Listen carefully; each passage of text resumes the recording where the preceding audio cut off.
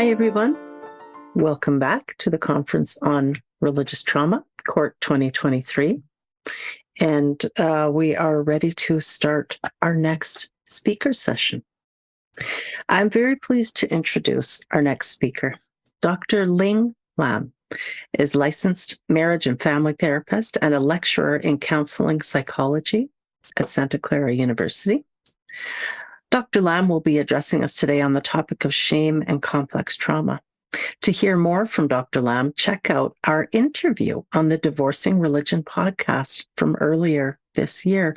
And I actually came across Dr. Lam in Psychology Today in a fascinating article that he wrote a while back.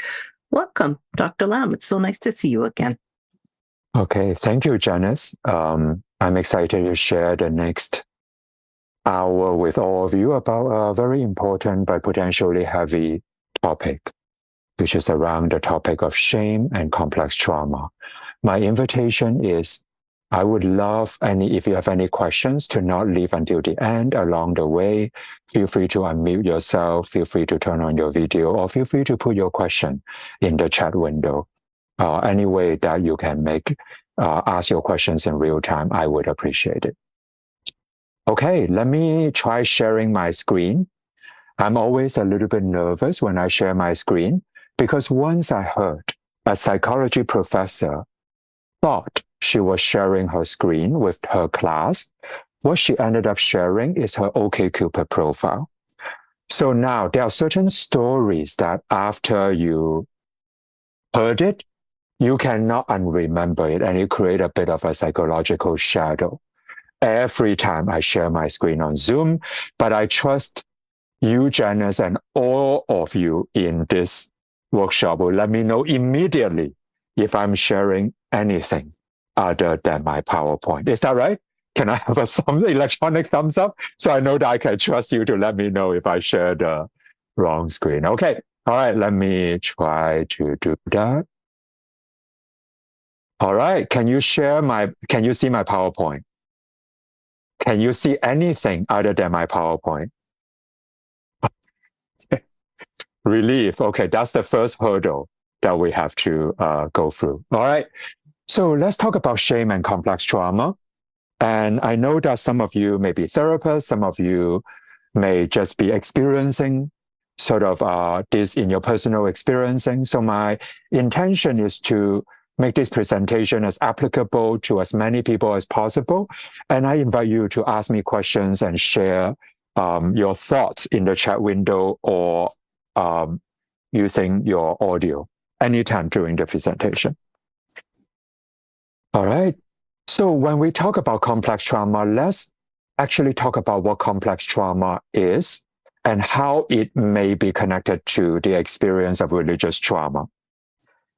So when you look at human brain development, it turns out there are 5 things that all of us need early on. 5 different kinds of experiences that can help our brain wire in an optimal way that we call secure attachment, which is a sense of feeling of safety and security and a sense of self, because our brain is able to have these 5 types of experience. So let's start there, because any kind of complex trauma or developmental trauma or relational trauma, and religious abuse is a kind of relational trauma, is really something that affects our brain in a certain way. So let's look at the 5 things that all babies need. Number 1 is to feel safe and protected by the environment that we are in. This is the physical sense of safety, the visceral sense of safety, the sense that I can relax in my body because you are there to protect me. Right? As we know, human babies are born very premature in terms of it takes a long time for the human brain to mature after birth. The latest research indicates that it takes about 27.5 years for our prefrontal cortex to fully mature. Right? So if you don't want to keep up with the latest neuroscience research, there's an easy way to track what's the latest research find, which is to just look at the insurance premium for teenage drivers. It takes it to the insurance company to calculate their premiums to maximize their profit margin, because teenagers' brain is very underdeveloped in terms of their prefrontal cortex. So we know that, for example, in the first 2 or 3 years of life, where there's a lot of critical parts of the brain is being wired. So the early experiences become extremely important. So number one is to feel safe and protected by. If I don't feel safe in the early environment, forget about anything else. Number two, on the basis of feeling safe, the baby needs to feel seen and attuned to by their caregiver. Feeling seen is this experience that you have a sense of what's going on inside of me. You see me, you understand my experience. That even before I can fully verbalize it, right? When I'm a young child, I may have trouble verbalizing my experience, but it's the parents or caregiver or the adult in the room getting a sense of what's going on and helping me feel seen. It's not just them knowing what's going on. It's also I feel known. I feel seen. I experience that within myself. So that's number two. Number three is to feel soothed and co-regulated with, which is based on the caregiver's awareness about what's going on in me, that they use it to effectively regulate my nervous system. They know how to calm me down. Number two and number three are separate because in certain abusive environments, what people know about us is used against us rather than using it for us. Right? So number three is about using it to help me feel soothed and calm down and feel settled. That's number three. Number four is I get a sense of I'm valued for who I am.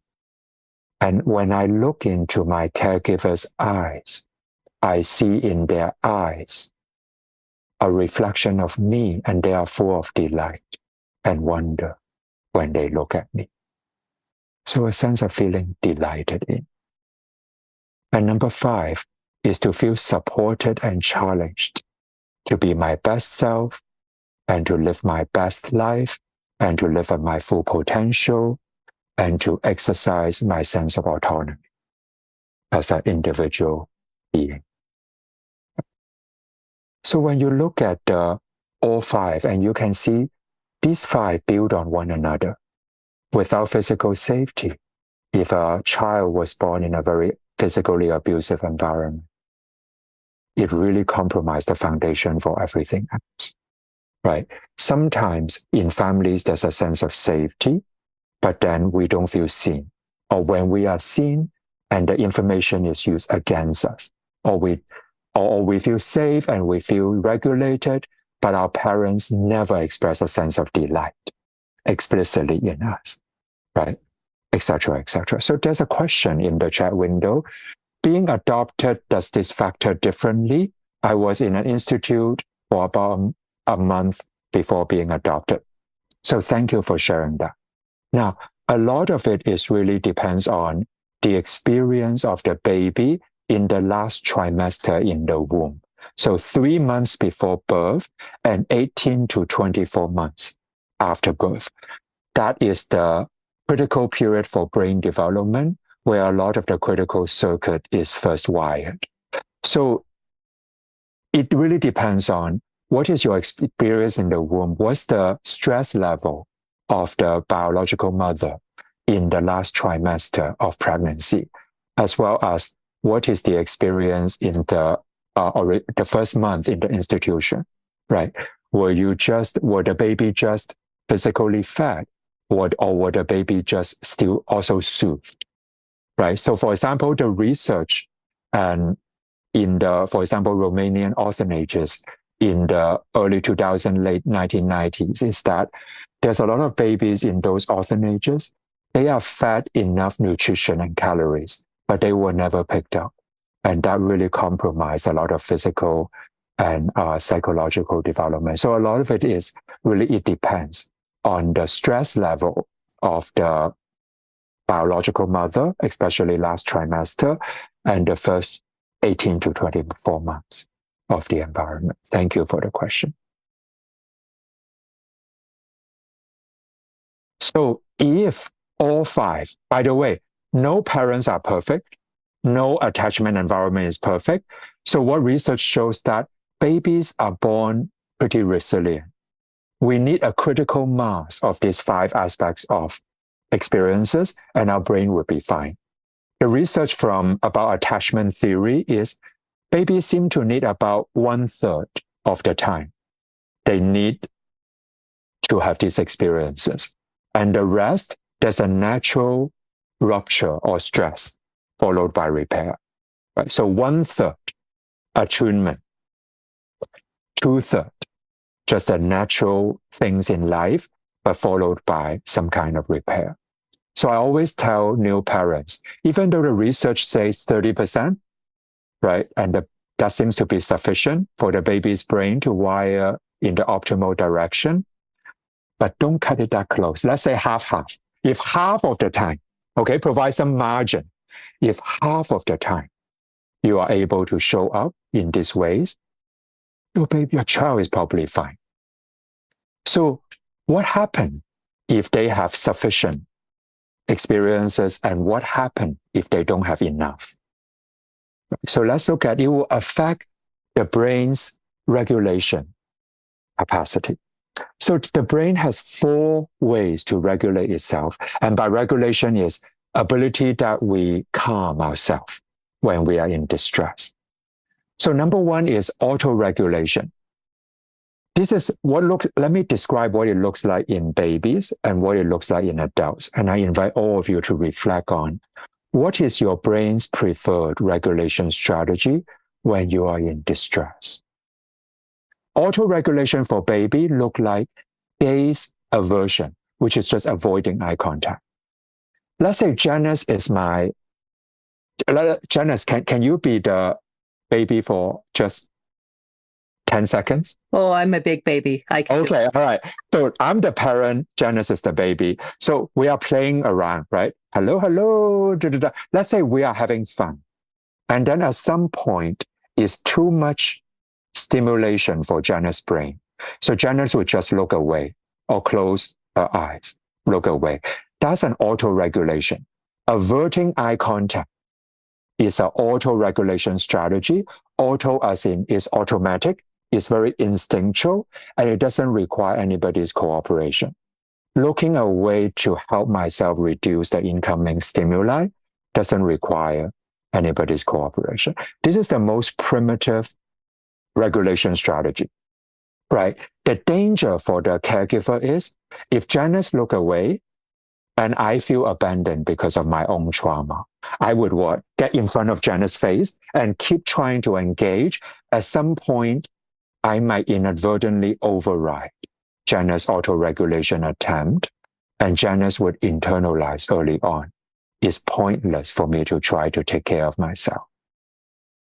And Janice might go into freeze and dissociation as another auto-regulation strategy. So let me give you some, as an adult, what are some of examples of auto-regulation strategy? It can still be avoiding eye contact, looking down, looking away. It can be dissociation and numbing our emotion.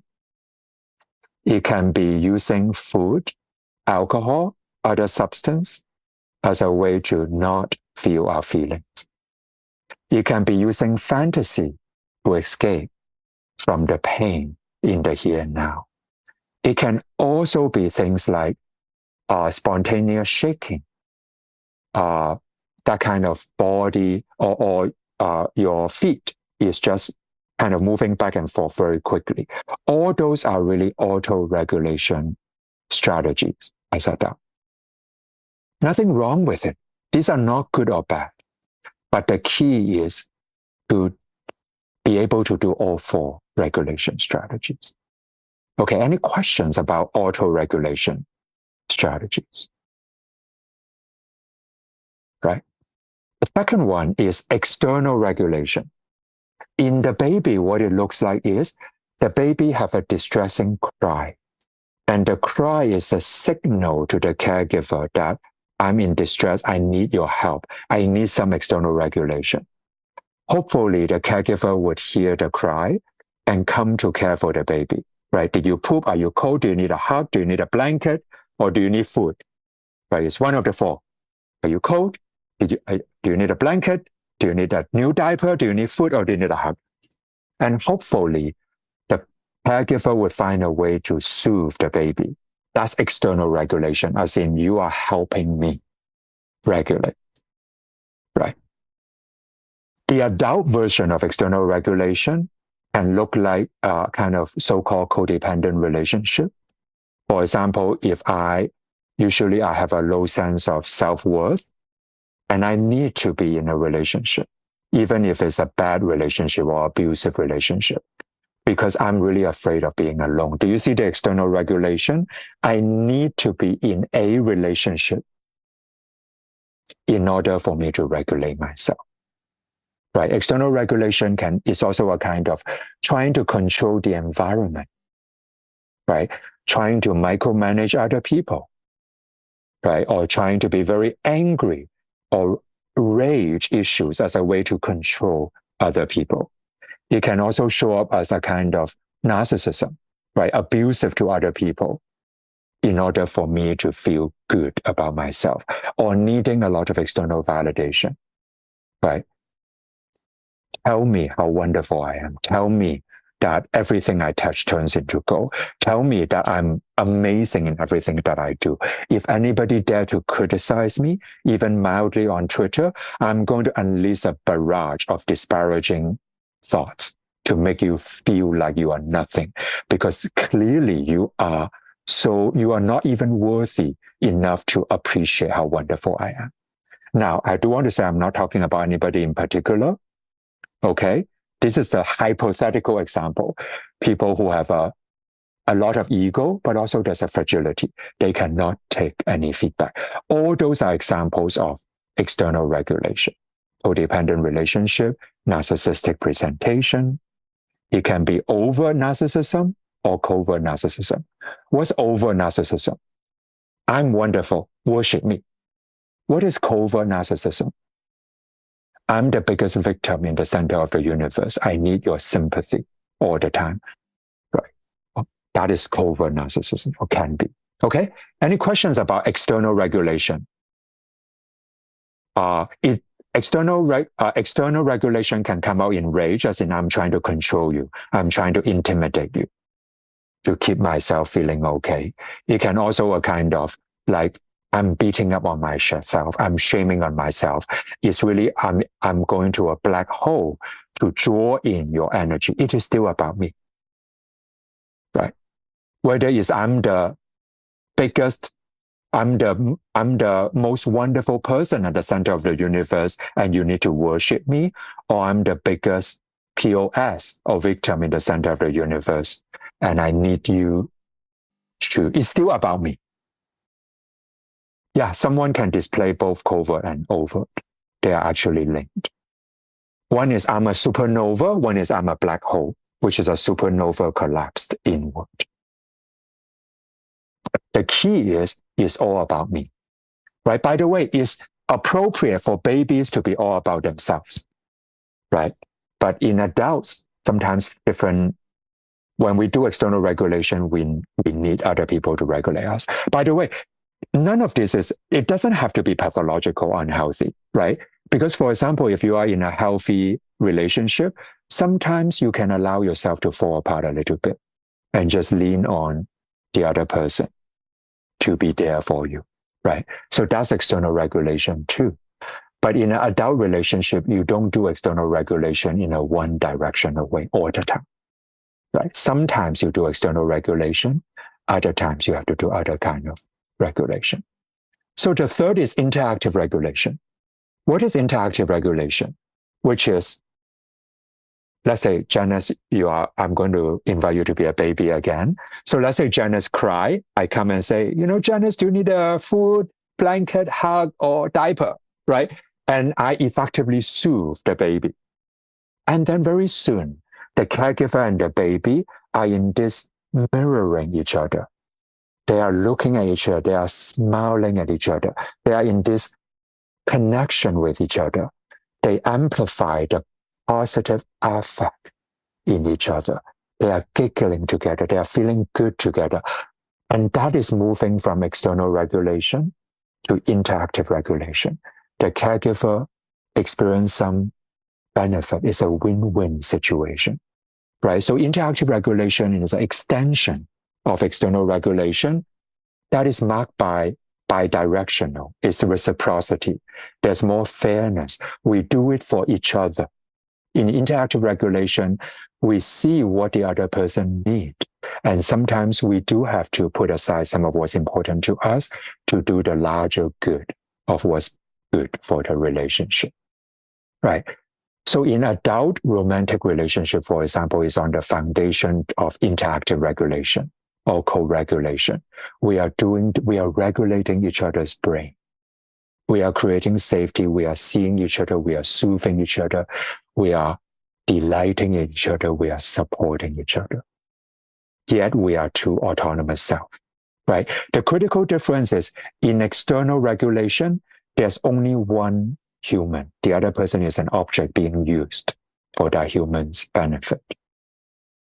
It's not two autonomous human beings in external regulation. It's all about me. Does that make sense? You don't really exist. You are there to serve me, whether it's to make me feel calm about myself by being my partner or being there to validate me. It's not really about you, right? Interactive regulation, there are two autonomous beings, and it's about both of us. It's the we-ness, it's the us-ness. We are in this together, okay? So auto, external, interactive. These three regulations, you can see that in babies because the baby's brain is wired with the circuitry for all three. The last one, the circuitry doesn't exist at birth, is a developmental achievement if the baby has sufficiently good experience in the first three. And the last one is self-regulation, which is the most complex regulation strategy. By self-regulation, I mean, I have a good sense of what's going on in me. I have emotional awareness. I have ability to regulate myself. I also have a good sense of what's going on in Janice. What Janice is feeling, I can have empathy. I can make choices, right? So self-regulation strategy, self-regulation is only possible if the baby have good enough experience in the first three, in the previous 5 aspects. So it's a developmental achievement. So when parents say they do time out as a parenting technique, I always need to understand, if the child already have self-regulation capacity because they have been loved enough early on, time out in a room is a wonderful parenting strategy because it motivates them to exercise their self-regulation capacity. But if you do a time out for a child that has never been loved, they only feel more abandoned and they would default to auto-regulation. The difference between auto and self-regulation is auto-regulation is unconscious and instinctive. It's about shutting down things in order to feel okay. While self-regulation is looking at all the data within myself and in the other person and making a conscious optimal choice that's congruent with the larger goal. Does that make sense, the difference between auto-regulation and self-regulation? Yeah. So there are a couple of questions in there. Sorry, yes. Yeah, about narcissism and, for example, ASD. Yeah, great question. I think the narcissism can be a way to get stuck in auto and external regulation. There can also be other reasons, right, that people get stuck in auto and external regulation that also show up as the inability or the lack of capacity to have a reasonable mental model about what's happening in the other person, right, which is the prerequisite for interactive and especially self-regulation. So there can be a lot of almost causes for some of these differences. So my invitation is for you to take a moment. So right now, I'm just talking about what all of our brain need in order to develop in the most resilient way, because shortly we'll go into what complex trauma is, building on this perspective.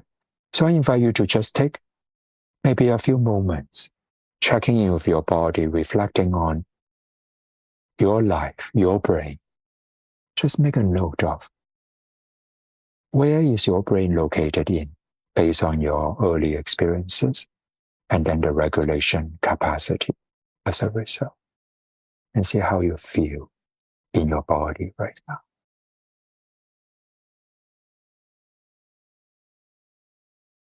So, and then we will continue with, if this is what we all need, what happened when something starts to go wrong? If our parents is abusive, or we were born in a war zone, or because of our social identity, we live in a society where we don't feel safe from a very young age because of our race and ethnicity, gender identity and expression, sexual orientation, country of origin, or just because, recently I talked to someone who's a heterosexual man who's very emotionally sensitive. And he talked about how he feels so different from other men. Right? So there are many different aspects of who we are, our social identity, right? Our natural tendency that somehow it lead to some kind of rejection or othering, or within the attachment. And this, you see, that can also happen if, in terms of religious trauma, if you are in a religious community where certain aspects of who you are, or your autonomous self, is not welcome, it does create on the brain level a sense of danger, right? Because the brain thirsts for the ability to feel safe, to feel seen, to feel soothed, to feel valued, and to feel supported. Right? Otherwise, there's a threat response. And what if certain kind of dangers, there are certain dangers that you can escape from, like as in if you run into a tiger in the forest, okay, run away from the tiger, then you'll be fine, right? Okay, but there are certain dangers that are inescapable. What are some of the inescapable danger? Is when the tiger come home with you every day, because the tiger is your parents who's abusive or neglectful. And you also need the tiger, your parents, to make you peanut butter jelly sandwich for lunch the next day. The tiger is the society that you live in. That's discriminatory. The tiger is the religious community that has no space for your experience, your emotion, and who you are. Do you see these are inescapable danger?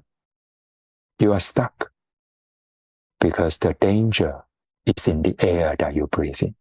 It's like in many parts of the world that with climate change, there's increasing wildfire. Inescapable danger is you need to breathe air, but the air is filled with smoke. You are in a very tough situation. So what happened when the body experiences an inescapable danger? This is where it's a very intuitive. So there are also some big words here: ventral vagus, polyvagal. These words are some Ph.D. invented these words to justify their regret for wasting 5 years of their life doing their Ph.D., myself included. Okay, I'm just kidding.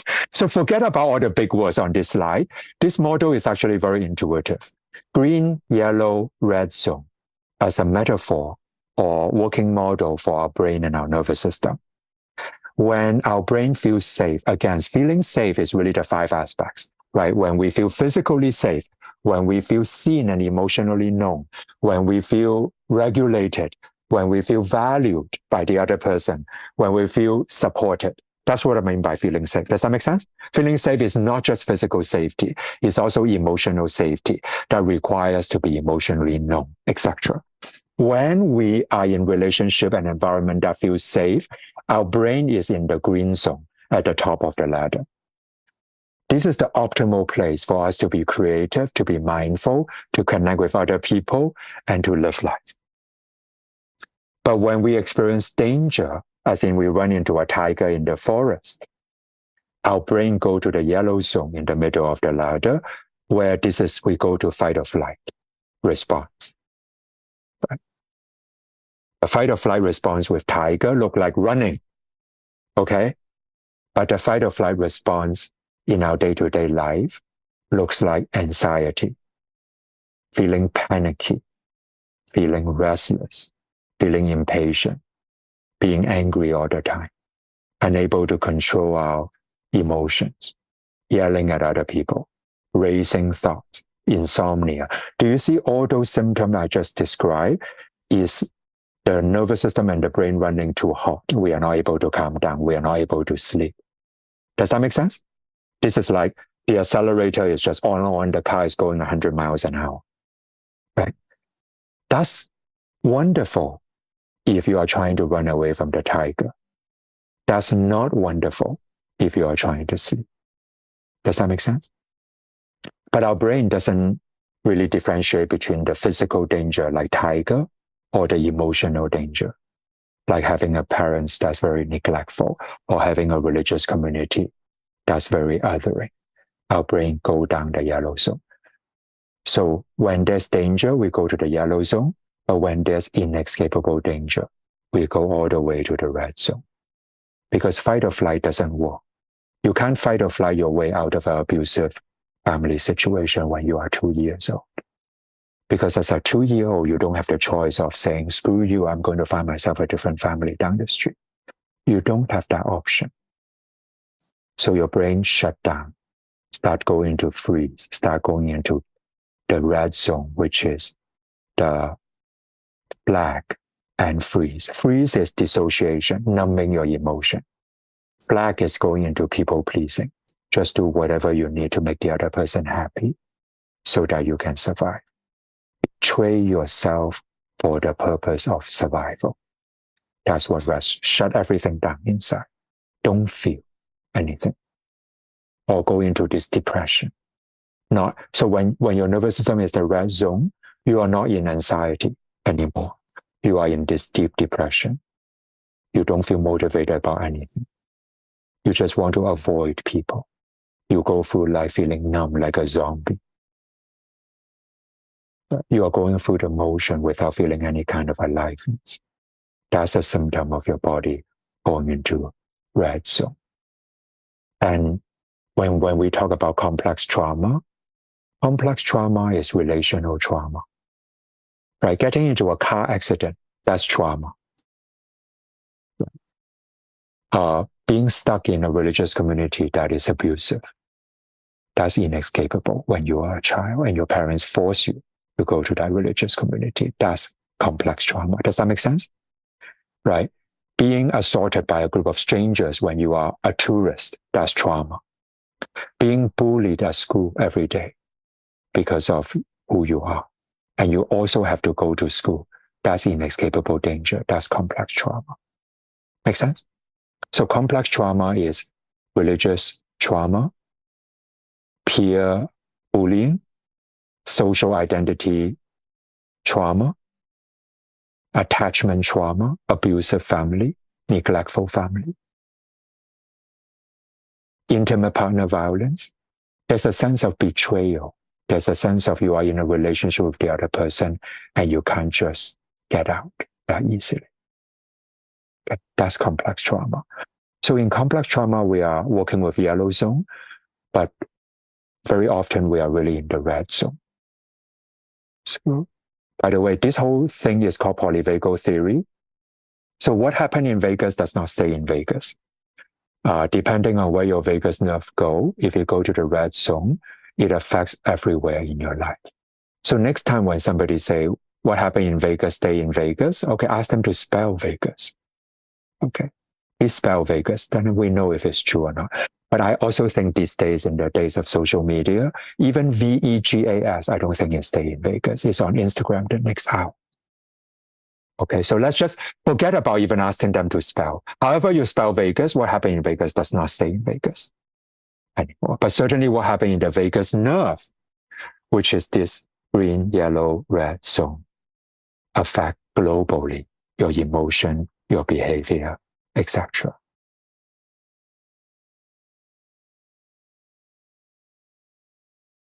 Oh, I missed a lot of things in the chat window. Okay. So somebody 7 minutes ago is doing ha ha ha. I don't remember what I said 7 minutes ago, but I'm glad you find it funny. Okay. So, yeah, I can send you the PDF version of the slide to Janice. Complex trauma. Yeah. I think I just did it. Yeah. Can a person be in hyper? Yep, that's right. Great question, because our nervous system can bounce around between the yellow zone and the green zone, right? So we can feel both. EMDR is one of the original EMDR research is on trauma, not complex trauma. Most of the therapeutic intervention or the original research is on trauma. There's increasing adaptation in the last 10 years on complex trauma. But EMDR with complex trauma need adaptation from this standard protocol because of the problem of dissociation. Because the problem is when you do EMDR, is a particular therapeutic modality that work with trauma, right? You do bilateral eye movement or other kind of bilateral sensory stimulation. What happened in complex trauma is when you do the left-right eye movement, that the client just dissociate. When they dissociate, then they might not be able to actually do the processing. So I think there are a couple modalities that work with complex trauma or require some kind of adaptation. Yeah. Complex trauma is the trauma that has a significant relational component, right? So let me define the characteristic of complex trauma. There are a few things. Number one is there's a relational component. Usually there's an early onset. Usually it's a chronic situation, as in inescapable danger. Right? And it just undermines the sense of safety in the person. And then there are 4 clusters of symptoms of complex trauma that is more severe than the PTSD, for example. The number one is emotional dysregulation, high, low, yellow, red. Number 2 is identity dysregulation, which is a negative belief, shame, right? Believe that I'm not lovable, there's something wrong with me. Identity dysregulation. Number 3 is relational dysregulation, because people are not safe anymore. It's hard for me to be in good connection, which is tragic because relational trauma require relational healing. But relational trauma also make it much harder for us to trust other people in relationship. And those of us who have been hurt by people, whether it's religious community or people who are close to us, don't we have the experience that we feel more vigilant? We feel less trusting. And number 4 is somatic dysregulation, which is usually show up as some kind of dysregulation in the body. It can be the metabolic system. It can be the inflammatory system. It can be the chronic pain, right? So those are the symptomology of complex trauma. So every day in life, we go up and down the ladder, right? Watch this animation. I'm very proud of it. Ooh, okay. So no problem as long as we can get back to the top of the ladder. Does that make sense? Like you have a stressful day, you go down the ladder, it's okay as long as you go back up. Complex trauma happen if you are stuck at the bottom of the ladder and you are never able to get back up. And then something begin to happen in your brain and body. If the rubber band is stretched 24/7, even when you release it, the rubber band may never go back to its natural shape. Does that make sense? Right? Because the rubber band is so stretched for so long that it loses its elasticity. And complex trauma is when the rubber band loses its elasticity. And that creates this more long-standing chronic symptom. So this is another way to look at the ladder. If you don't like ladder, you like window. Now, I'm a people pleaser growing up in my family, so I want to offer a variety of metaphor. I want to please everybody. If you like broccoli and beef, feel free.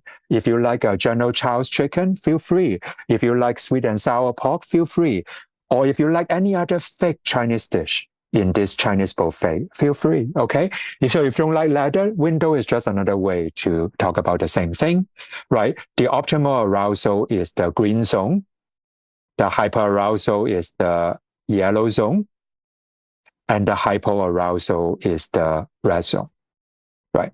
So when we are working with complex trauma, when we are working on healing ourselves or the people that we support, it's really about getting people back to the green zone. So let's go back to, if we are in the red zone, let's look at it. There's a sense of alone, right? Because part of the red zone is I begin to feel depressed. I begin to feel hopeless. I want to shut down my emotion and finding ways to numb myself.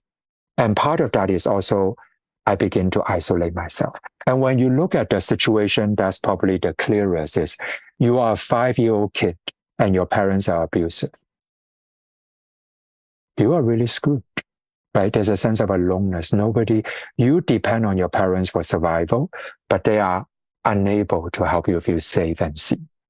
Do you see how alone that experience is? Right? When we experience a profound sense of aloneness, shame is the result. This is where I want to link trauma and shame. Why? So let's say, in this case, Janice, I'm going to mix things up a little bit. Can you be my caregiver who is not doing the 5 aspects enough? Are you willing to be the bad guy here, Janice? Oh, I'll be the bad guy. Yeah. Okay. Okay. By the way, I do want to, that I just remember I need to make one note here. Now, many caregivers or many people in religious community, they might come from positive intention. They don't need to be malicious, evil people. Does that make sense? But the 5 aspects is about my experience. When I don't feel safe, something begin to happen inside of me. Right? It's centered on the experience of the person. Right? There may be a difference between intention and impact. For example, I know the majority of parents have very loving intention, but maybe because they have their own trauma that they haven't dealt with, or they just don't know how to be there for the kid, and the kid ended up missing the 5 aspects, despite it being not the parent's intention. Okay? But Janice, let's say, I don't get what I need from you. Okay, let's say you are abusive, Janice, towards me. Okay. So as a young child, this is what's going on inside of me. If my caregiver is abusive towards me, I have 2 choices. I can blame them or I can blame myself as a way to understand why this is happening. Right? I'm oversimplifying a little bit, but I hope the narrative helps the sense making. The problem as a 5-year-old is if I blame my parents, I'm still in a screwed up situation, which is if my parents are incapable of taking care of me and I still rely on them, I'm screwed forever. I will forever live in a cold, dark universe where I never feel loved, where I never feel safe, where I never feel seen. Do you see that? Right? Therefore, you don't see a 4-year-old say to themselves, clearly I'm so lovable. What's wrong with my parents? That they are not even able to love somebody who's within the 3 percentile of the most lovable people in the universe. You don't see a 4-year-old go there because they are still hopeless, right? If it's their parents' fault, they cannot change their parents, they are screwed. So therefore, the earlier the trauma happens, the more inescapable it feels. The more people tend to blame themselves. Because if it's Janice's fault, I'm screwed forever. I'll forever be alone and never be loved because there's something wrong with her. But it's my fault. Okay, I can embark on a self-improvement project. to make myself more lovable, to make myself a better person, a better kid, a more perfect kid, so that my parents can be proud of me, so that they can love me. Do you see that? If I blame myself for the abuse or neglect or the painful experiences that I had, that paradoxically gives me a sense of hope that something may be different if only I can earn a sense of worthiness. So we do different things to try to earn a sense of worthiness, to deal with this sense of shame. First of all, any questions regarding we blame ourselves, we go to shame as a way to preserve a sense of hope that things will get better. Because good kids with bad parents are screwed, because they will never be well taken care of, because it's the bad parents. But if I can convince myself I'm a bad kid with good parents, as long as I become a better kid, maybe my parents will still love me. That is the key sense making, right? I shame myself to preserve hope that one day I will still have a chance to be loved.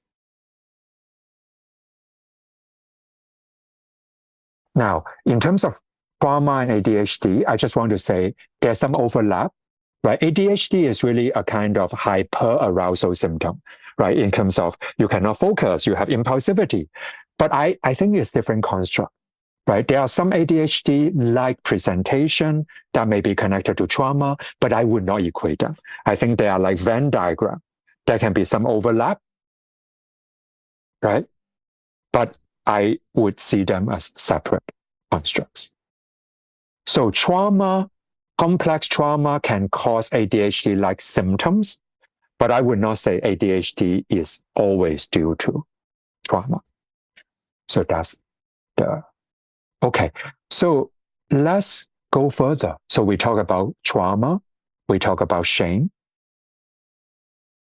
And then once we have shame, it's almost like, if you imagine our emotional world is like a house. This house has the front porch, and this house has many rooms inside the front door. When we hold a lot of pain, when we hold a lot of shame, when we hold a lot of painful memories that we don't even know what to do with, when we feel a deep sense of aloneness and a fear that we are not lovable as we are, sometimes our consciousness has to evacuate from certain rooms inside the house. There are places in our past, emotions inside of us that we want to avoid feeling. Does that make sense? It's like if the stove is too hot, we don't want to touch it anymore. So when there's trauma, when there's shame, oftentimes there's also some kind of dissociation. We start numbing certain parts. We start telling ourselves, or our childhood is actually fine. My experience in that religious community is actually fine. Everything is just fine. Because if I can convince myself everything is fine, I don't have to visit those rooms anymore, because the stove is too hot. But of course, dissociation makes the unbearable pain bearable. But when we have to evacuate certain rooms, and some of our clients, they have to evacuate from the whole house. And they just live at the front porch. Does that make sense? That with shame, with unresolved trauma, we have to evacuate from rooms or sometimes the whole house. We have to live a more limited life in order to feel safe, in order to not get hurt like that again. Make sense? It's like dissociation can be a withdrawing from our own experience. Dissociation can also be a withdrawing from the world. Right. But once dissociation started to happen, then we are trapped in this dilemma when the price of safety is eternal disconnection. Disconnection from ourselves, disconnection from other people. When you grow up in a desert, you need to survive by not needing water. Isn't that right? So some of us grew up in a desert, whether it's our religious community, our family environment, or just the society that we live in that doesn't make us feel safe. We have to shut down certain parts of ourselves. We have to almost this yellow duct tape. Certain rooms become crime scenes that we tell ourselves we can never feel. Right? That kept us safe, that help us survive. But the problem is, even after we move away from the desert, maybe it has been 10 years since you left that abusive environment, but you may still be doing the same thing that you were doing. Right? The problem is, even after we move from the desert to Hawaii, we are still afraid to drink water. That is the symptom that we are dealing with in terms of trauma and shame. Like our brain has a giant memory database. It's like an AI algorithm. Do you like how I put the word AI in the slide? Because if I do this presentation in 2021, I would find a way to put the word crypto in my slide. Okay, but crypto is no longer hot. Crypto is now a scam. Okay, so I'm going to put AI. Okay, because that's the hottest thing. And then the symptoms. This is where self-compassion.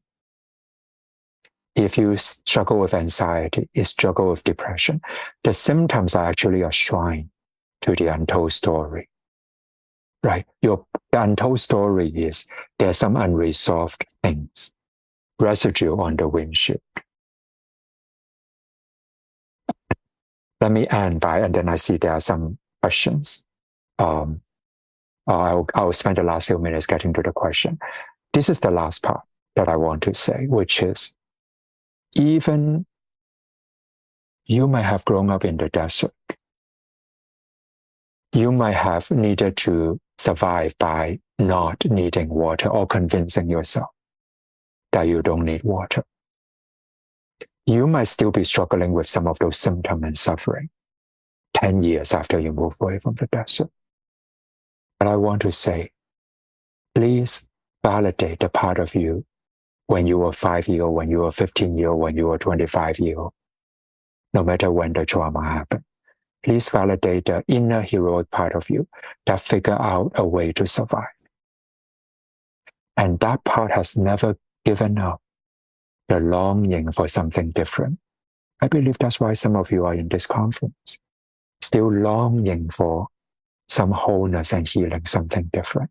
So that's the inner heroic part that is within each of us, within each of the person that we come into contact with. The inner heroic part that figure out a way to survive at a heavy price, and the inner heroic part that keep longing for water. So whatever is the water that you long for, my hope is through this conference, through connecting with other people in this conference and other people in your life, through forming relationship now that help you feel safe, that help you feel seen, that your nervous system can be regulated, that help you feel valued and supported, that you can rewire these parts of the brain. Because the bad news is a lot of the brain wiring is done in the first 3 years of life. The bad news is we all need that kind of connection, no matter what age we are at. But the good news is the brain has neuroplasticity, which is another come out with Ph.D. who want to justify the 5 years wasted doing their Ph.D. It basically means the brain has a certain capacity to rewire itself throughout our life. It's never too late. The longing is there. Nurture that longing. Have compassion for yourself. Validate the heroic part that figure out a way to navigate some impossible situation. So we only have a few minutes. Let me go to the how do I talk about complex trauma with my client? So complex PTSD is not in the DSM yet, which is the diagnosis manual for the US. But luckily, it is already in the ICD-11, which is the diagnostic manual for the rest of the world that's published by World Health Organization. Hopefully, complex PTSD will eventually become an official diagnosis in the US also. Yeah, DSM is catching up. Yeah, I think, the fact that, do you see what diagnosis has a name is also that there's certain dynamic, right? I think as a society, we talk about anxiety, but I think as a society, we have lost the language to talk about shame and complex trauma, right? We are in denial about it. And the fact that is not even in the DSM, I think is like a symptom of that. So how do we heal when we spend our entire life in the desert? Right? There are a few things. It goes back to how can you create for your brain the 5 aspects of experience? It can mean going back and healing from the trauma memory. This is going to therapy specifically, usually not just talk therapy, right? It has to be trauma processing therapy, especially a trauma therapist that is able to adapt the standard therapy like EMDR or IFS, or especially work with complex trauma, right? But part of healing is cleaning up going back to the rooms inside the house and clean up the boxes that are still there. Number 1. Number 2 is in your current life, forming relationship with other people that give you the 5 aspects. But number 3 is forming relationship with the younger parts of yourself. When we were 5-year-old, we have no choice but to need other people. When we are 55, yes, we still need other people, but we can also do certain things for our 5-year-old self. So all the 5 aspects of attachment, as a 55-year-old, we can also do the attachment for our 5-year-old self. To love our 5-year-old self who experienced horrific abuse. To love our 15-year-old self who feel very othered in the religious community. Who love our 25-year-old self who feel very alone because they don't know how to do relationship because of the earlier experiences. To have compassion for those parts of ourselves.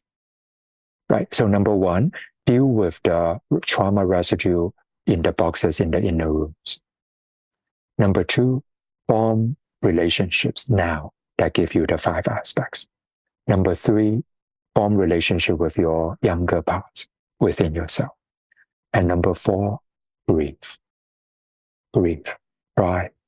Because even if I can completely heal my trauma when I'm 55, the last 5 decades is not coming back. I can never be a 5-year-old just living a life of wonder and curiosity in the world ever again because I'm 55. So grieving the lost time, grieving the lost innocence, grieving the lost opportunity, grieving the lost aliveness, grieving the loss of what could never be. I think at some point we have to grieve the loss that we will never have the parents that we long for in all our life. For some of us, our parents have passed away already. And for even our parents are alive, at some point we realize it will never happen. Certain things will never happen. So we have to grieve. Yeah, so there are additional really good questions, but I think we are running right up against the time. So what I will do is I will send you the PDF file. There's my contact info on the PDF file. So feel free to maybe share additional thoughts, comment, and other questions. You can email. All right. Yes, excellent. Oh, this has been so wonderful and so helpful, Dr. Lam. And the last comments were just thanking you and stating just how good and powerful you are in this field, and how great that your clients can come to you and access your therapy. Thank you. Thank you. I'll be happy to share your slides, and we will want people to know how they can contact you. Do you have a website or an email just quickly before we go? Mm-hmm. So the website is therealling.com. By the way, I choose this name because for a long time in my life, I have to dissociate from my authentic self and pretending to be somebody I'm not. So when I choose a website, I want the website to represent the whole house, not just the front porch. So you can go to the website and you can contact me. There's a contact form there. Thank you so much, therealling.com. It's been great to learn from you today. Thank you very much. And I want to let everyone know we're going to be taking a break for 15 minutes. Please come back and join us for Mars Shopman. He is also just a tremendous therapist. Thanks again, Ling. It was wonderful to see you. All of you have a restful weekend. Bye. Thank you. Bye-bye.